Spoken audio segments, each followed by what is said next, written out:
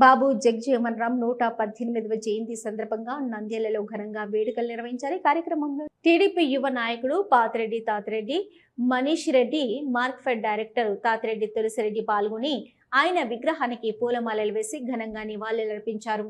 అనంతరం కేకును కట్ చేసి జయంతి వేడుకలను ఉత్సాహంగా నిర్వహించారు. ఈ సందర్భంగా తాతిరెడ్డి తులసిరెడ్డి మాట్లాడుతూ దేశ అభివృద్ధిలో ముఖ్యంగా అణగారిన వర్గాల అభ్యున్నతికి బాబు జగజీవన్ రామ్ చేసిన కృషి మరవలేనిదని అన్నారు. స్వాతంత్ర పోరాటంలోనూ అనంతరం కేంద్ర మంత్రిగా ఆయన అందించిన సేవలు నేటి తరానికి స్ఫూర్తిదాయకమని పేర్కొన్నారు.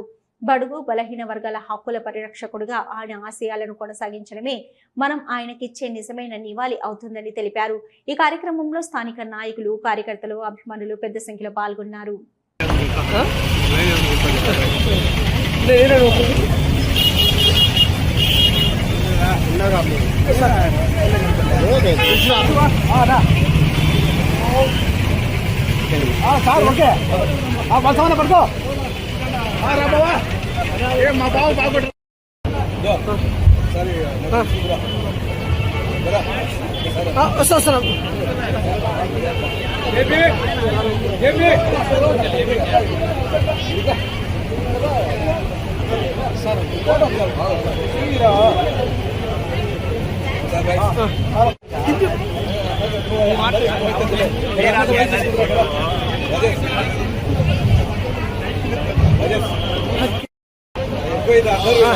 అందరికీ నమస్కారం.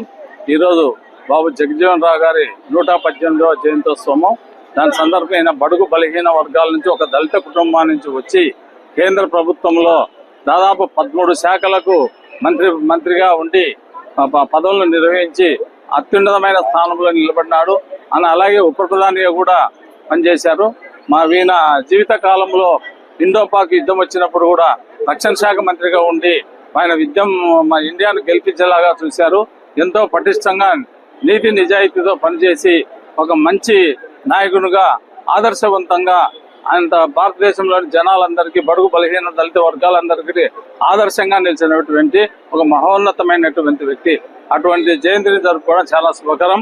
ఎందుకంటే ప్రతి సంవత్సరం కూడా ఇటువంటి వాళ్ళను మనం గుర్తు చేసుకుంటూ ఉండాలా. మన దేశం కోసం ఎంతో పాటుపడి చేసిన నాయకులు వీళ్ళ గురించి మనం ఎప్పుడూ నిత్యం స్మరించుకుంటూ ఉండాలా. వీళ్ళ గురించి మన పిల్లలకు వీళ్ళందరూ కూడా మనం తెలియజేస్తూ ఉండాలా. అటువంటి మహానాయకుల యొక్క చరిత్రను ఎప్పుడు చదువుతామని చెప్తా ఉండాలా. అలాగే దళితుల యొక్క ఉన్నతి, బాగోన్నతిని కూడా ప్రస్తుతం మన నాయకులందరూ కూడా అభ్యున్నతిని కోరుకోవాలని చెప్పేసి నేను తెలియజేసుకుంటున్నా. అట్టడుగుండే స్థానం నుంచి పై స్థానంలో ఉండగా నాయకుడు అనే వ్యక్తి 10 మంది నాయకులను క్రియేట్ చేసి